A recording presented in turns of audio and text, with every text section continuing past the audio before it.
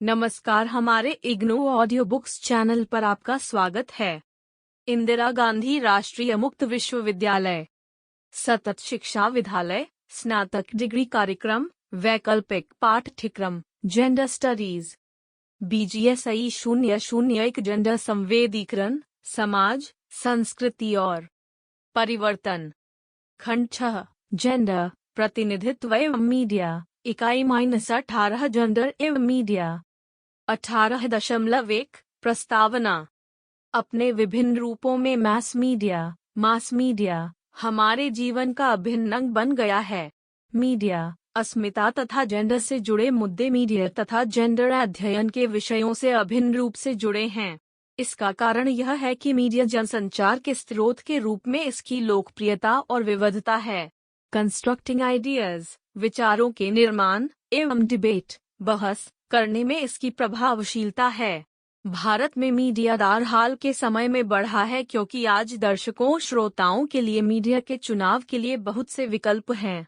Media संरचना एवं व्यवस्था भी निजीकरण एवं वैश्वीकरण के साथ व्यापक रूप से बदली है। इन विकास क्रमों के साथ मीडिया के विस्तार एवं विभिन्न मुद्दों पर बात रखने की उसकी जिम्मेदारी भी बढ़ी है।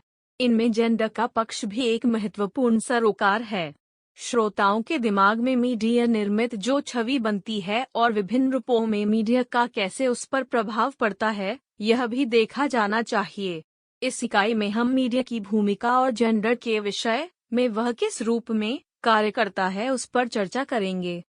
18.2 उद्देश्य। इस इकाई का अध्ययन करने के पश्चात आप समझ सकेंगे मास मीडिया की संरचना, मीडिया का प्रभाव तथा जेंडर के प्रतिनिधित्व में मीडिया की भूमिका। 18.3 मीडिया की परिभाषा। हाल के समय में समाज पर मीडिया का प्रभाव काफी बढ़ा है और उसके विविध रूप सामने आए हैं। मीडिया में क्षमता है कि विश्व की अवधारणा निर्मित एवं उसके स्वरूप के निर्माण में अपनी सक्रिय भूमिका निभा सके, और वास्तव में वह विश्व की प्रकृति को प्रभावित कर रही है। मीडिया को आधुनिक समाज का दर्पण कहा जाता है। वास्तव में मीडिया ही हमारे जीवन और उसके परिप्रेक्ष्य को आकार देती है। समाज मीडिया से कई तरह से प्रभावित होता है। जनता के लिए मीडिया बहुत सी चीजों के बारे में सूचना प्रदान करती है तथा विभिन्न मुद्दों पर राय देने और निर्णय करने के लिए उन्हें बताती है। मीडिया ही हमें नवीनतम जानकारी देती है कि हमारे आसपास और दुनिया में क्या हो रहा है। मीडिया के संदेश को सुनने, उसका विश्लेषण करने तथा उसकी व्याख्या करने के साथ साथ अपने स्वयं मीडिया का निर्माण करने की आवश्यकता है। इस प्रकार यह महत्वपूर्ण है कि हमारे जीवन में मीडिया की भूमिका को हम समझें जो मीडिया की अवधारणा और इसके कार्यों, प्रकार तथा विधाओं से जुड़ी है। बॉक्स नंबर 18.1 मीडिया प्रकाश बल्ब की तरह अपनी उपस्थिति से एक वातावरण बनाती है। मार्शल मैकल्यूहन। मीडिया, मीडियम, माध्यम का बहुवचन है जिसे मध्य में स्थित कोई चीज समझा जाता है। किसी वस्तु को प्रभावित या संप्रेषित करने का साधन एक दशा या वातावरण जिसमें कोई कार्य होता है या विकसित होता है, उसे मीडिया कहते हैं। मीडिया की अवधारणा अत्यधिक तेजी से विकसित हुई है और यह शब्द जनसंचार की एजेंसियों के लिए आधुनिक अर्थ में प्रयुक्त होता है।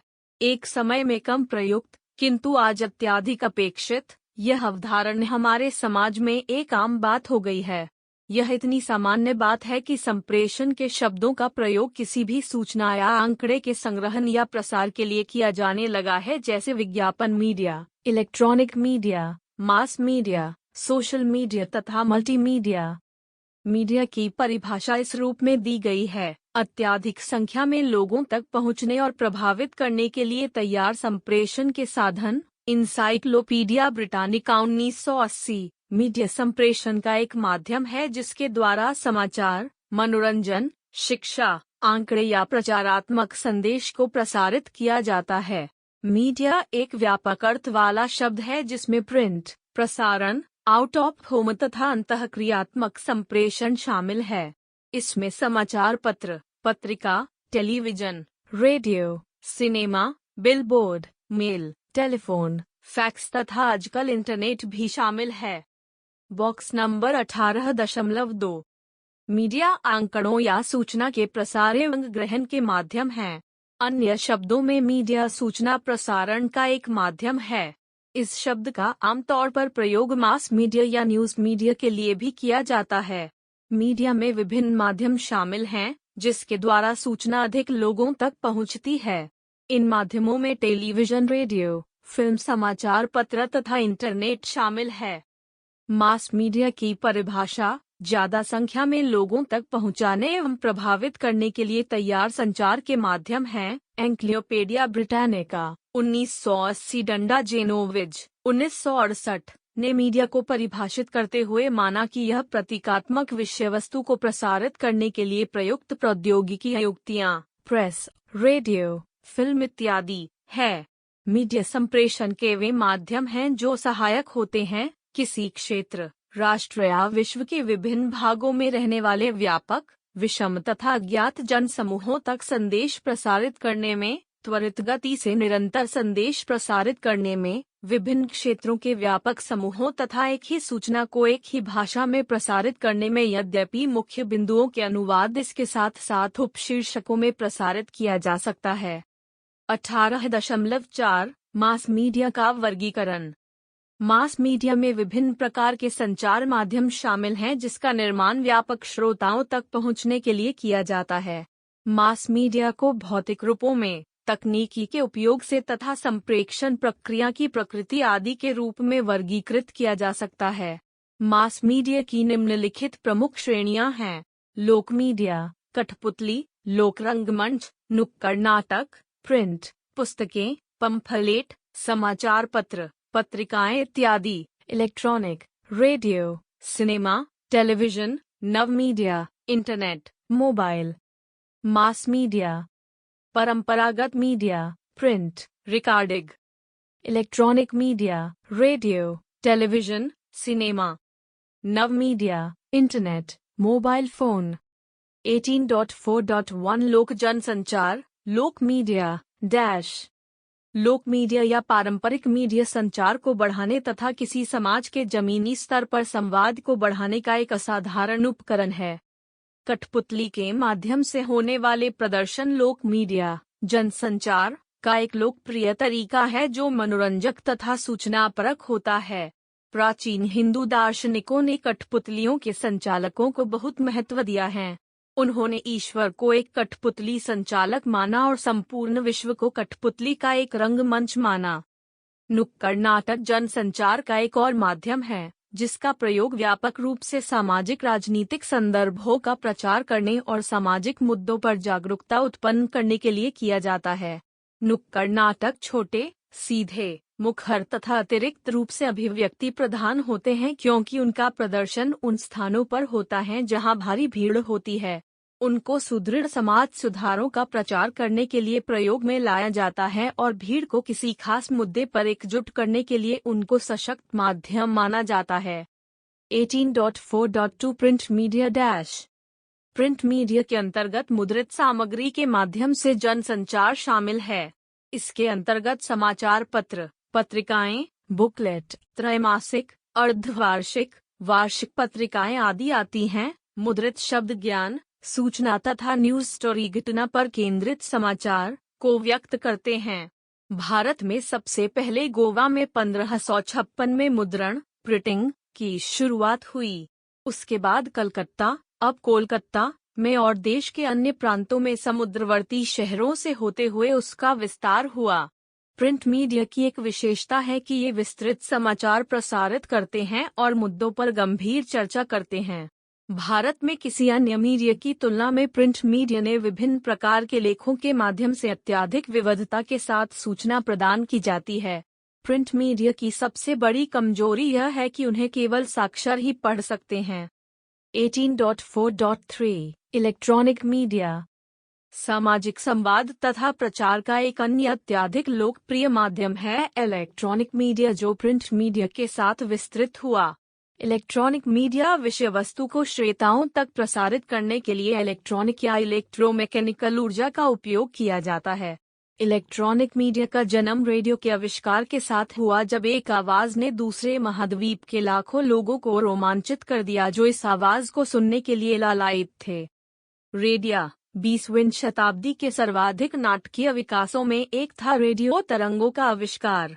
रेडियो सर्वाधिक त्वरित गति से, गहनता और शक्ति के साथ संप्रेषण का माध्यम बन गया। यह अत्यधिक प्रभावशाली है और यह हर जगह मौजूद है। रेडियो प्रसारण अपनी पहुंच, शक्ति तथा प्रभाव के कारण जनसंचार का सर्वाधिक महत्वपूर्ण माध्यम बन गया है। रेडियो सार्थक संप्रेषण की 3 प्रमुख कठिनाइयां अत्यधिक निरक्षरता, दूर दराज के क्षेत्रों तक पहुंचने के लिए सक्षम माध्यमों का अभाव और गरीबी के कारण मास मीडिया तक पहुंचने में रुकावट से निजात पाने का एक सशक्त उपकरण है। सिनेमा ग्रीक, यूनानी शब्द किनेमा को लैटिन भाषा में लिखा जाने वाला शब्द सिनेमा है, जिसका अर्थ है एक गति। भारतीय सिनेमा फिल्म उद्योग को सभी के मनोरंजन के लिए प्रयुक्त होने का एक लोकप्रिय माध्यम है। यह सभी कार्यों के लिए प्रौद्योगिकी के उपयोग की क्षमता रखता है, जिसमें निर्माण क्षमता, अर्थवस्तु सृजन, प्रसंस्करण, प्रबंधन तथा डिजिटल अर्थवस्तु सामग्री का विभिन्न रूपों और स्रोतों में वितरण शामिल है। भारतीय फिल्में भौगोलिक सीमाओं को पार कर दूसरे देशों तक पहुंच गई है। अब वे प्रेम और फैंटेसी के दायरे से आगे निकलकर प्रयोगात्मक विषयों पर, नए विषयों, मुद्दों पर बनने लगी हैं। भारतीय सिनेमा के प्रभाव को न केवल बॉलीवुड फिल्मों में देखा जा सकता है, अपितु देश के क्षेत्रीय फिल्म उद्योग में भी देखा जा सकता है। बहुत सी भारतीय फिल्में न केवल दूसरे देशों में व्यापार कर रही हैं, अपितु वे विदेशी फिल्म निर्माताओं और निर्देशकों को भी अपनी ओर आकर्षित कर रही है। टेलीविजन 1926 में स्कॉटिश टेलीविजन के अग्रणी जॉन लॉन्गीवायड ने पहली टेलीविजन व्यवस्था का प्रदर्शन किया। तब से टेलीविजन ने हमारे जीवन में महत्वपूर्ण भूमिका निभाई है। टेलीविजन को मनुष्य के महानतम आविष्कारों में से एक माना जाता है। मल्टीमीडिया बहुमाध्यम संचार व्यवस्था दृश्य माध्यम के द्वारा संचालित होती है। टेलीविजन दर्शकों को वास्तविक दृश्य तक पहुंचा सकती है। घटनाएं जैसी घटित होती है, उन्हें उसी रूप में दर्शक देख सकते हैं।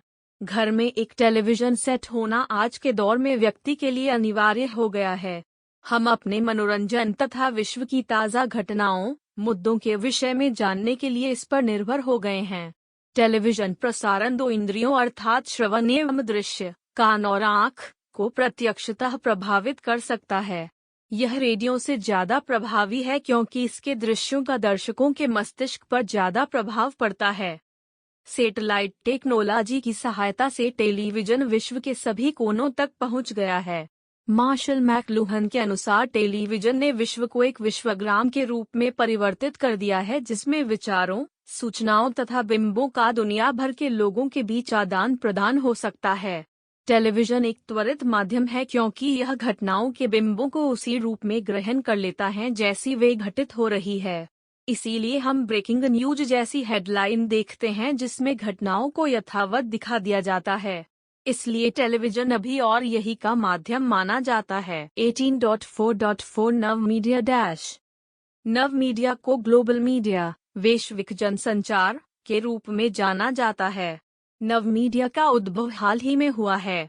नव संचार प्रौद्योगिकी की सर्वाधिक महत्वपूर्ण विशेषता इसकी अंतःक्रियात्मकता, जबकि टेलीविजन, रेडियो और इलेक्ट्रॉनिक माध्यमों में संप्रेषण एक तरफा, एक पक्षीय होता है। इसकी अंतःक्रियात्मक क्षमता बहुत सीमित है क्योंकि फीडबैक देर से मिलती है। यद्यपि नव संचार, न्यू मीडिया प्रौद्योगिकी में हम त्वरित प्रतिक्रिया पा सकते हैं और फीडबैक जल्दी मिल सकती है क्योंकि इसमें संचार की विकसित तकनीकों का प्रयोग होता है।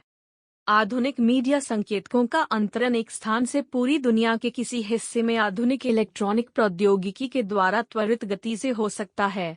नव संचार प्रौद्योगिक 5S पर आधारित है। Anyone can transfer any information at any time at any place to anyone। कोई भी व्यक्ति कोई भी सूचना किसी भी समय किसी भी स्थान पर किसी भी व्यक्ति तक पहुंचा सकता है। डंडा मीडिया या ग्लोबल मीडिया, वैश्विक मीडिया, पारंपरिक संचार प्रौद्योगिकी के माध्यम से प्रसारित होने वाले संप्रेषण की तुलना में ज्यादा बेहतर अंतःक्रियात्मकता, संवाद क्षमता होती है। कंप्यूटर का किसी न किसी रूप में प्रयोग करना आधुनिक संप्रेषण प्रौद्योगिकी का सर्वाधिक जरूरी पक्ष है। अगले अनुभाग को पढ़ने के लिए निम्नलिखित अभ्यास कार्य कीजिए। अपनी प्रगति को जांचिए। 1. मीडिया की विभिन्न श्रेणियों का उल्लेख कीजिए। 2. नव मीडिया, नव संचार माध्यम पर एक संक्षिप्त टिप्पणी लिखिए। आइए अब हम आज के समाज में मीडिया के प्रभाव की चर्चा करें। 18.5 समाज पर मीडिया का प्रभाव। मीडिया मनुष्य के मस्तिष्क को तथा समाज में हमारे व्यवहार और कार्य करने के तरीके को प्रभावित करता है। इस प्रभाव का स्तर कितना होगा यह मीडिया की उपलब्धता एवं उसकी व्यापकता पर निर्भर करता है। सभी पारंपरिक जनसंचार माध्यमों का अभी भी हमारे जीवन पर व्यापक प्रभाव पड़ता है। कभी पुस्तकों का सर्वाधिक प्रभाव इसलिए पड़ता था क्योंकि वे लोगों के बीच समाचार पत्रों, पत्रिकाओं, रेडियो या टेलीविजन से पहले आ गई। समाचार पत्र और पत्रिकाओं का प्रभाव उनके विकास के साथ साथ अधिक होने लगा। आवाज की रिकॉर्डिंग और फिल्मों का प्रभाव पहले भी था और अभी भी है। रेडियो और उसके बाद टेलीविजन अत्यधिक प्रभावशाली रहे। 20वीं शताब्दी की समाप्ति के बाद टेलीविजन ने हमारे सामने विज्ञानों की अनेक छवियों तथा मार्केटिंग, लोगों की कठिनाइयों और विश्वासों का, कामुकता तथा हिंसा, जानी मानी हस्तियों और अनेक चीजों के बारे में जानकारी और तस्वीरें पेश की। नवीन एवं प्रभावशाली मीडिया वितरण चैनल 21वीं शताब्दी में हमारे सामने आए। वर्ल्ड वाइड वेब, विश्वव्यापी वेब का इंटरनेट के माध्यम से प्रसार के द्वारा हम रोज ही ब्लॉग, विकी, सोशल नेटवर्क, आभासी दुनिया तथा अनेक प्रकार से जानकारी एवं विचारों का आदान प्रदान हो रहा है। मीडिया हमारे जीवन के लगभग हर क्षेत्र में पसर गया है, चाहे वह टेलीविजन समाचार हो, वेब सामग्री हो, पुस्तकें या अन्य कोई चीज। जो भी सूचना हम मीडिया से प्राप्त करते हैं उसका हर व्यक्ति के दैनिक जीवन में असर पड़ता है। इसकी व्यापकता का प्रभाव तो पड़ना ही है। समाज पर भी मीडिया का प्रभाव सामाजिक और राजनीतिक दोनों क्षेत्रों में होने लगता है। इन दोनों में ऐसी अनेक तत्व, एलिमेंट्स हैं और मीडिया इन दोनों संस्थाओं के प्रत्येक क्षेत्र और तत्वों को छूता है। मीडिया का समाज पर सकारात्मक और नकारात्मक दोनों प्रकार का प्रभाव पड़ता है। समाज पर मीडिया के सकारात्मक प्रभाव है सूचना की उपलब्धता, शिक्षा के विषय में नई जानकारी, सोशल मीडिया की स्वतंत्र प्रकृति। मीडिया बच्चों की शिक्षा एवं उनके विकास में एक सकारात्मक भूमिका निभा सकता है। यह विश्व में होने वाली गतिविधियों एवं घटनाओं के विषय में ताजा जानकारी एवं समाचार देता है। मीडिया के नकारात्मक प्रभावों की मुख्य बातें हैं: निजता में हस्तक्षेप, इलेक्ट्रॉनिक चालबाजी के द्वारा सत्य को विकृत रूप में पेश करना, सुरक्षा, सरकारी और संस्थागत का उल्लंघन, लोकतांत्रिक प्रक्रिया पर प्रभाव, जनता का अलगाव तथा सूचना की अधिकता। आप सुन रहे ऑडियो लर्निंग को। 18.6 मीडिया में महिलाएं। महिलाएं मीडिया के समाज पर प्रभाव के कारण अत्यधिक पीड़ित हुई है। लोकप्रिय संस्कृति में स्त्रियों की कामुक वस्तु के रूप में छवि प्रस्तुत करना भी हमारे समाज के कल्याण के लिए एक खतरा है। लगातार महिलाओं को कामुक रूप में चित्रित या प्रस्तुत किया जाता है। छवि निर्मित की इस प्रक्रिया ने आदर्श महिला की छवि के लिए एक मानक तैयार किया जिससे महिलाएं स्वयं से या अन्य महिलाओं से तुलना करती हैं। शोध से पता चलता है कि मीडिया में महिलाओं की कामुक छवि महिलाओं के लिए महिलात्व का आदर्श, मॉडल्स ऑफ फेमिनिटी, बनाता है, विशेषतः कम उम्र की लड़कियों में जो अभी भी अपनी समझ नहीं बना पाई हैं।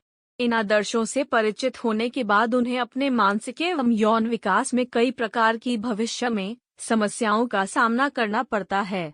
शोध से यह भी पता चलता है कि कामुकतापूर्ण महिला की छवि से उनका परिचय उनमें आत्म सम्मान की हीनता भी ला देता है, उनमें नकारात्मक सोच तथा किशोरावस्था की लड़कियों और महिलाओं में अवसाद के लक्षण उत्पन्न कर देता है।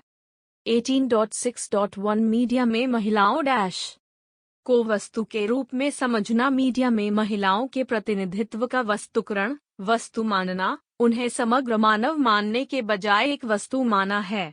यह विज्ञापन तथा सिनेमा सहित विभिन्न संदर्भों में होता है। नारीवादी विचार मानते हैं कि स्त्रियों के वस्तुकरण में महिला की वैयक्तिक और बौद्धिक योग्यता तथा क्षमता के अपमान का भाव निहित होता है। तथा इसमें महिलाओं की समाज में क्षमता या भूमिका को यौन सुख प्रदान करने वाले उपकरण के रूप में हीनतर बना दिया जाता है, जो कि दूसरे के दिमाग में यौन भावना जागृत करती है। मीडिया स्त्रियों की छवि को प्रायः कमजोर तथा आसानी से कब्जे में आ जाने वाली बताता है। कुछ छवियां तो शरीर के कुछ हिस्सों पर ही केंद्रित होती हैं, जैसे पैर, गला या सिर के बिना उसका धड़ ही दिखाता है, जिससे वस्तुरन होता है और इसी से वस्तु पूजा की अवधारणा फेटिशाइजेशन बनती है। इसका उद्देश्य स्त्रियों को उनकी शरीर रचना के भागों के समग्र छवि से अलग कर देना। 18.6.2 जेंडर एवं प्रिंट मीडिया भारत में प्रिंट मीडिया तथा इलेक्ट्रॉनिक मीडिया अपनी व्यापक प्रसार क्षमता का लाभ उठा रहे हैं। उनका प्रभाव आम पाठकों तथा नीति निर्माताओं पर भी पड़ता है। प्रक्रियाओं की अपेक्षा घटनाएं खबर बनाती हैं। महिलाओं के सरोकारों से जुड़े अधिकांश मुद्दे समाचार समझी जाने वाले पारंपरिक अवधारणाओं में तो आ ही नहीं पाते। महिलाओं के सशक्तिकरण से जैसी स्थिति आनी चाहिए, जहां जहां महिलाएं अपनी संपूर्ण क्षमता और योग्यता को सभी के लिए एक बेहतर मानव समाज की रचना कर सके, और मीडिया को इस प्रक्रिया में भागीदार बनने के लिए महत्वपूर्ण भूमिका निभानी चाहिए। मीडिया की प्रतिबद्धता तथा समर्थन को समाज सुधार को प्रभावित करने तथा महिलाओं को बेहतर जीवन पाने के लिए विभिन्न आंदोलनों की शुरुआत करने के लिए आवश्यक माना जाता है। 18.6.3 जेंडर एवं इलेक्ट्रॉनिक मीडिया टेलीविजन की व्यापक लोकप्रियता तथा व्यापक जन समुदाय तक पहुंचने की इसकी विशेषता और निरक्षरता को कोई बाधा न बनने देने के गुण के कारण टेलीविजन को विभिन्न सरकारों में प्रशासकों ने विकास की सूचना के लिए प्रसार माध्यम के रूप में इस्तेमाल करना शुरू कर दिया है। 1970 के दशक के मध्य से ही भारतीय लोगों में विकास के संदेशों को प्रचारित करने के लिए टेलीविजन का इस्तेमाल किया जाने लगा, किंतु महिलाओं की समस्याओं और उनके विकास पर विशेष ध्यान नहीं दिया जाता था। भारत में समग्र मीडिया नीति के अभाव के कारण टेलीविजन के द्वारा परोसी जा रही सामग्री मनोरंजन से भरपूर होकर इस स्तर तक पहुंच गई कि आज सभी टेलीविजन चैनल व्यावसायीकरण से प्रेरित हैं। भारतीय टेलीविजन से प्रसारित होने वाले ज्यादातर धारावाहिक कार्यक्रम कामुकतापूर्ण होते हैं।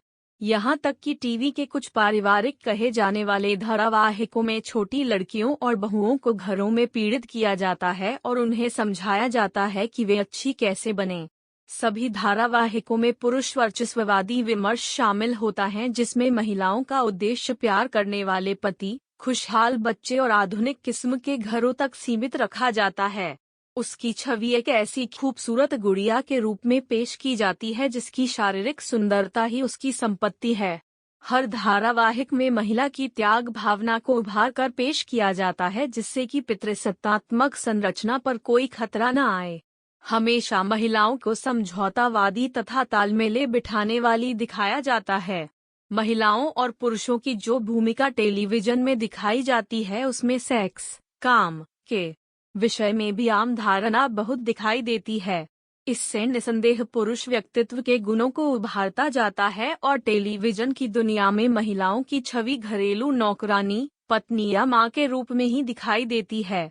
इसी तरह उसकी भूमिका पालन पोषण करने वाली, देखभाल करने वाली बताई जाती है और उनकी छवि परिवार की देखभाल करने वाली और कर्तव्य पालन करने वाली समर्पित तथा जमीनी महिला के रूप में पेश की जाती है।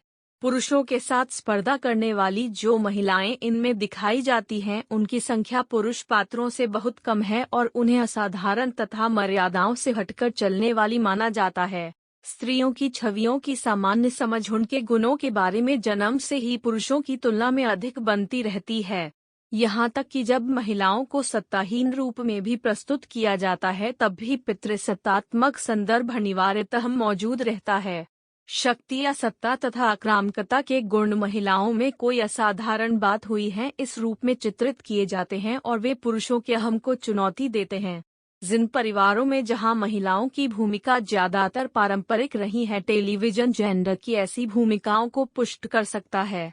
इस प्रकार टेलीविजन निश्चय ही जेंडर की भूमिका की निमित्ति में अपनी भूमिका निभाता है।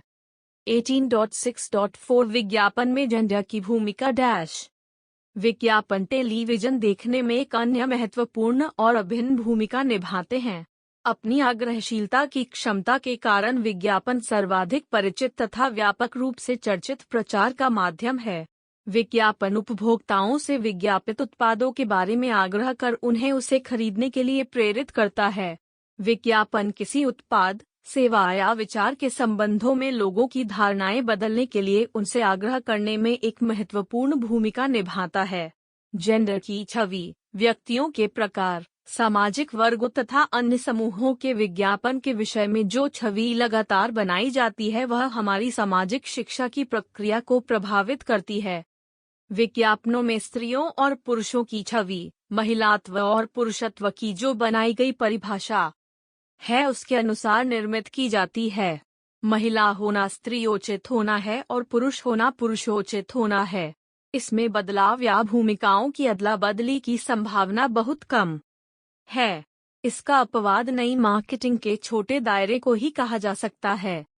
विज्ञापन की दुनिया में स्त्रियों और पुरुषों को लगातार आम समझ के तरीके से बनाई गई छवि में रखा जाता है।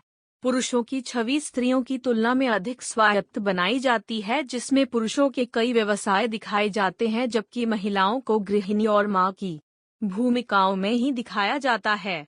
पुरुषों को प्रायः गाड़ियों या व्यापार के उत्पादों, नौकरी की वेबसाइट का विज्ञापन करते दिखाया जाता है, जबकि महिलाएं प्रायः घरेलू उत्पादों के विज्ञापनों में नजर आती हैं।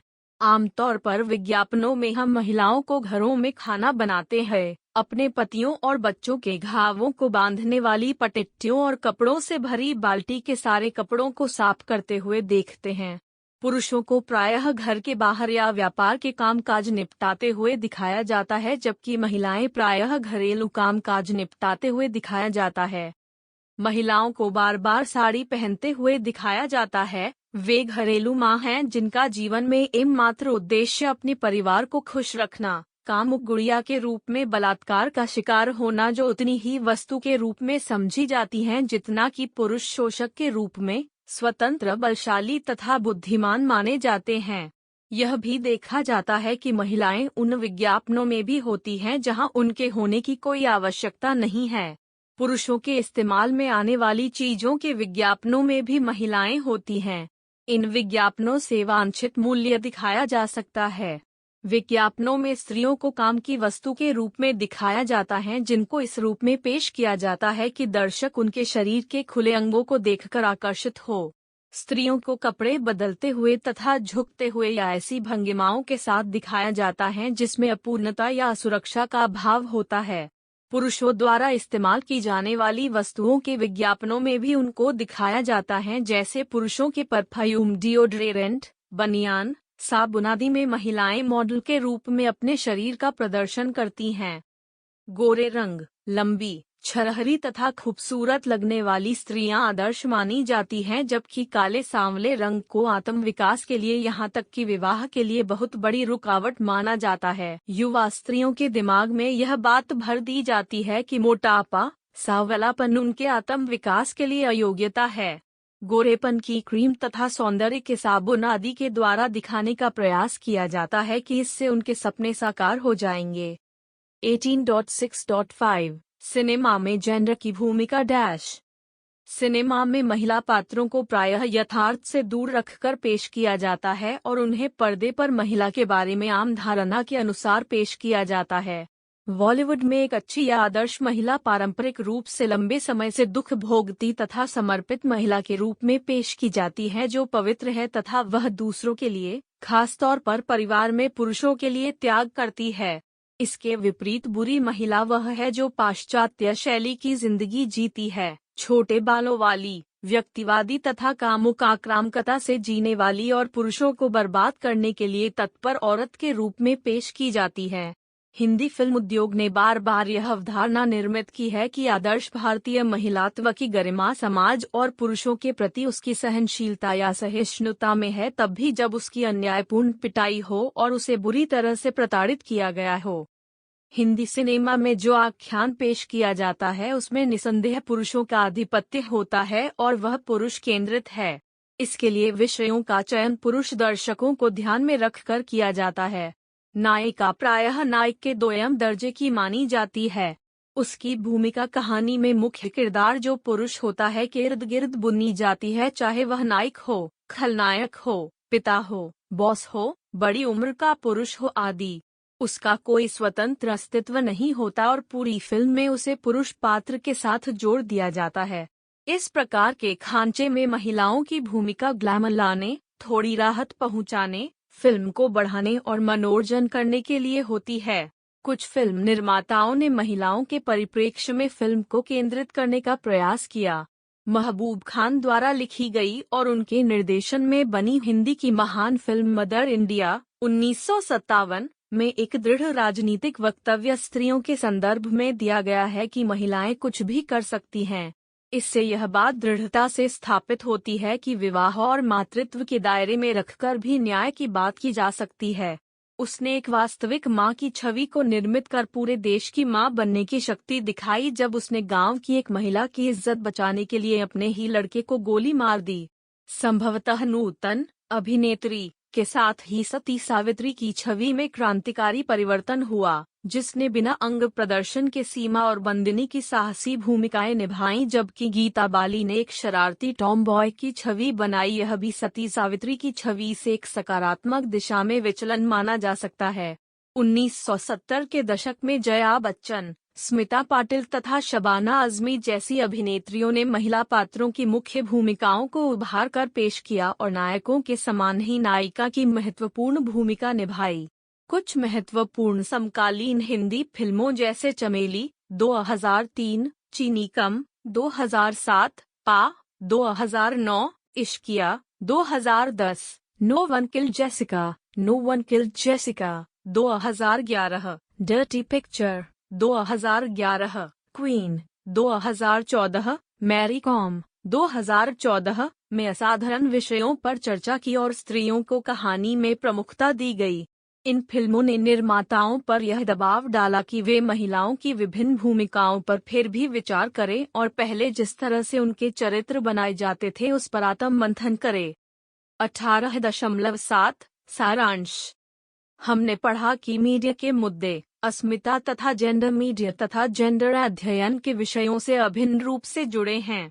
इसका कारण है जनसंचार माध्यम के रूप में मीडिया की लोकप्रियता और विविधता तथा विचारों के निर्माण और बहस के मुद्दे उभारने में इसका प्रभाव। हाल के वर्षों में भारत में मीडिया का विस्तार हुआ है और आज श्रोताओं दर्शकों के लिए मीडिया चुनाव के अनेक विकल्प मौजूद हैं।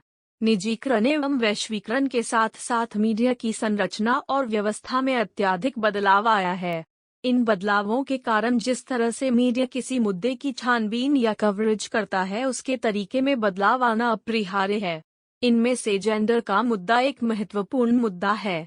समय के साथ साथ मीडिया के सभी रूपों में जेंडर का पक्ष भी शामिल हो गया है, जो मीडिया की छवि लोगों के उपचेतन या चेतन मन में जाती हैं और लोगों को कई तरीके से प्रभावित करती है। महिलाओं को विभिन्न कार्यक्रमों में दोयम दर्जे का और निष्क्रिय भूमिका निभाते हुए दिखाया जाता है। इसमें टीवी धारावाहिक और फिल्में भी शामिल हैं। मीडिया के द्वारा बनाई गई यथार्थ की छवि दैनिक जीवन में महिलाओं को जिस यथार्थ का सामना करना पड़ता है उससे मेल नहीं खाती। वास्तविक महिला और टेलीविजन में दिखाई गई महिला में बहुत अंतर होता है, जो बहुत कम परेशानियों और मुश्किलों का सामना करती हैं। टेलीविजन कार्यक्रमों में कामकाजी महिलाओं की छवि नहीं पेश की जाती है। अनेक रूपों में मीडिया को महिलाओं और समाज में उनकी भूमिका के साथ न्याय करने के लिए महिलाओं को ज्यादा प्रगतिशील प्रतिनिधित्व देने के लिए जगह बनानी पड़ेगी।